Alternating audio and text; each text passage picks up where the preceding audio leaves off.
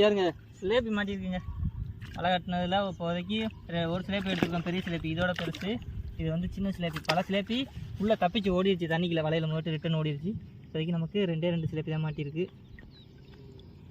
அங்கிட்டு இருக்குது முக்கிய வரா இத்த தண்ணி சிலேபின்னு முக்கிய பாருங்க, முரட்டு சிலேபிங்க.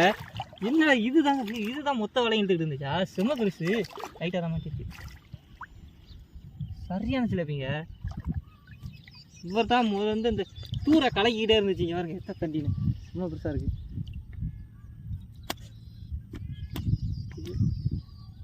முள்ள போட்டு போது வாய்க்கில் கையை விட்டு தான் எடுக்கணும், பார்த்து எடுக்கணும். வந்ததுக்கு இப்போதைக்கு 4 சிலேபி, 2 கையில் எடுத்துருக்கு, இன்னொன்று வலையில் மாட்டியிருக்கு, ஒன்று பையில் இருக்குது.